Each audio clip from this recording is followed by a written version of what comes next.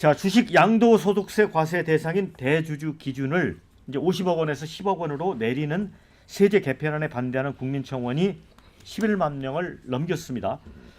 자, 이 개미 투자자들의 반발이 거세지면서 정부 안에 찬성해온 진성준 전 정책위 의장에 대해서는 의원직을 제명하자 이런 청원까지 등장을 했습니다.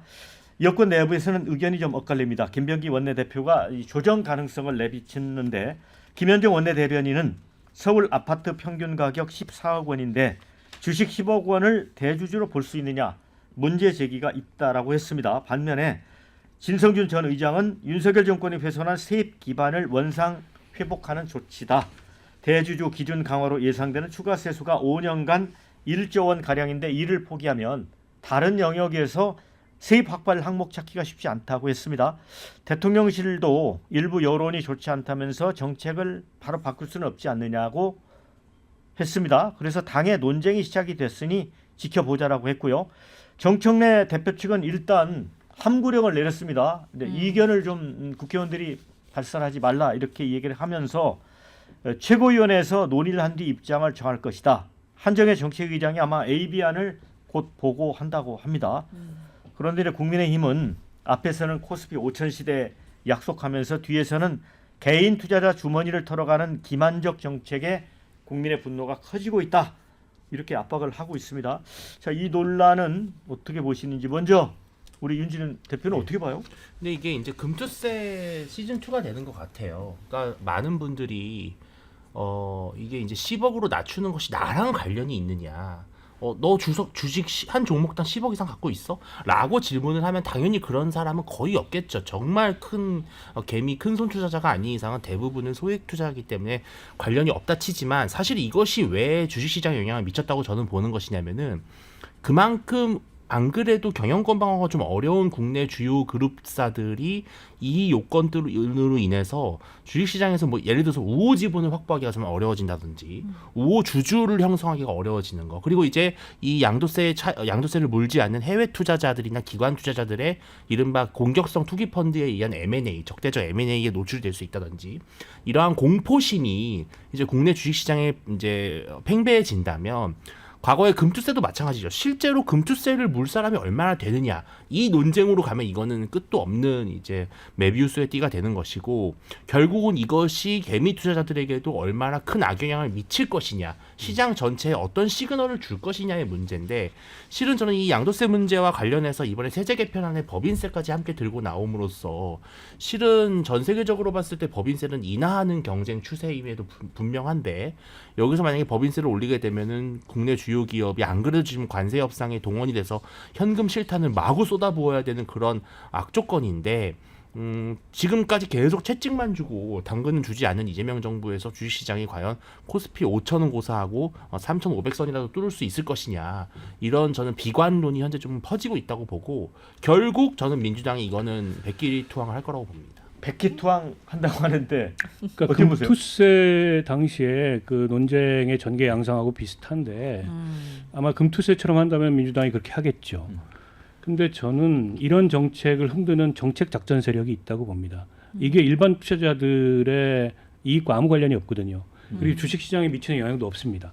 이게 증명이 된 거예요. 왜냐하면 이명박 정부 때 그 대주주 기준이 100억이었어요. 근데 그게 이명박 정부에서 한 차례 50억으로 갔다가 박근혜 정부에서 25억, 15억까지 왔습니다. 그리고 문재인 정부에서 10억 온 거예요.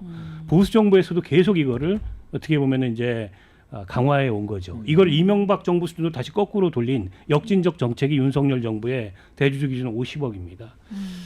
근데 그럼 그때마다 이게 주식시장에 엄청난 충격을 줬냐? 전혀 아닙니다. 그건 기재부도 인정하는 바고, 일례로 2023년에 50억으로 다시 갔을 때 주가가 그러면 올랐냐? 50억으로 가가지고 이게 호재성 그 사안이 생겼으니까 전혀 아니거든요. 오히려 순매도가 늘었습니다. 그러니까 이거는 주식시장에 미치는 영향이 매우 제한적이라는 거는 이 과세당국에서도 인정하는 바고, 이번에 그러면 지난 금요일 날 왜 그렇게 주가가 많이 떨어지고 지수가 폭락했냐, 그거는 그 내용을 살펴보면 외국인들의 순매도가 많았어요. 근데 외국인은 아시다시피 주식 양도 차익 그 대주주 과세하고 아무 상관이 없습니다. 오히려 다른 이유들이 복합적으로 작용해서 발생한 현상이지, 이게 마치 증시에 어쨌든 공포감을 조성해서 주가가 떨어지도록 했다는 건 제가 보기에는 그 작전 세력의 선동일 뿐이고요. 그러니까 소득 있는 곳에 세금이 있다는 조세형평의 원칙에 비추어 봤을 때 저는 10억으로 그 다시 회귀한 게 맞다고 생각합니다. 그렇게 역사적으로 진화가 돼 왔어요. 근데 내란 세력의 역진적 조세 정책을 지키겠다? 부자 감세를 지키겠다? 내란 세력 척결하자면서 그 말이 됩니까? 제가 보기엔 민주당 내부의 비정상적인 논의가 지금 이루어지고 있다고 봅니다. 네. 정책 작전 세력이 있다 이런 표현도 해주셨고, 근데 댓글 의견은 많이 엇갈립니다. 대주주 기준 다시 조정할 게 아니라 그냥 없던 걸로 해라 이런 의견도 있고요. 금투세 시즌 2 현 정권 불신으로 이어질 수 있습니다. 신속한 결단 바랍니다. 이런 의견 주셨습니다. 그런데 이 시점에 주가에 찬물을 끼얹었다는 게 문제입니다. 이런 시각도 있습니다. 다 대주주 기준 때문에 주가 출렁했다는 증거 있나? 너무 오바 떠는 듯. 우리 박 의원님 의견하고 같은 생각인 것 같습니다. 이참에 투자금 먹튀하는 대주주도 잡아보자 이런 의견도 있습니다. 어떻게 보세요? 그러니까 외국인들이 많이 팔았기 때문에 그 떨어졌었던 건 맞습니다. 외국인들은 그리고 이 문제에는 영향받지 않고 이제 증세 때문에 그랬었던 그것도 맞는데요. 그렇다 하더라도 이제 왜 시가총액이 100조 원이나 증발했느냐, 그리고 11만 명이 이 국민청원을 왜 신청했느냐. 이것은 이제 전반적으로 어쨌건 증시를 활성화시키겠다라는 게 이재명 정부가 그런 메시지를 계속해서 발신을 해왔는데, 불과 얼마 가지 않아서 이제 그 거꾸로 가는 그 정책들이 잇따라 나오니까 이게 뭐야 하고 이제 그 충격을 받고 그 배신감을 느낀, 저는 그런 심리가 이제 반영된 거라고 생각하거든요. 저는 그 지금 이재명 정부의 경제 정책의 제일 큰 근본적인 문제점은 반시장적인 정책들이라는 겁니다. 어떻게든 시장을 내가 다 통제할 수 있고 우리가 다 틀어줘야 돼라고 생각하는, 시장의 원리를 인정하고 존중하지 않는 그런 경제 정책의 방향들 갖고 있습니다.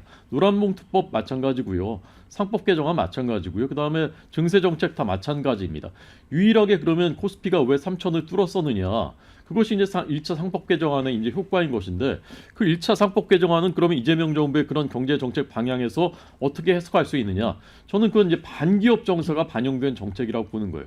상법 개정안은 기업들을 옥죄겠다라는 그런 그 의도가 있는 것이거든요. 그러니까 그런 측면에서 이재명 정부가 취할 수 있는 경제 정책이었던 거죠. 그런데 그보다 더 세고 독한 2차 상법 개정안까지 지금 준비를 하고 있고, 전반적인 큰 흐름이 이건 시장을 중시하는 게 아니라 거꾸로 가는구나라는 것을 저는 투자자들이 간파하기 시작했다라고 보는 겁니다. 그래서 지금이라도 이런 경제 정책의 방향을 수정하지 않으면 앞으로 계속 이렇게 될 가능성이 있다. 그런데 지금 보십시오. 정청래 대표 더 세게 밀어붙이겠다고 하죠. 진성준 이분은 지난번에 52시간 유연하게 하겠다는 것도 이재명 대표가 그거 하겠다라고 한데도 이분이 반대해서 이렇게 된 거잖아요.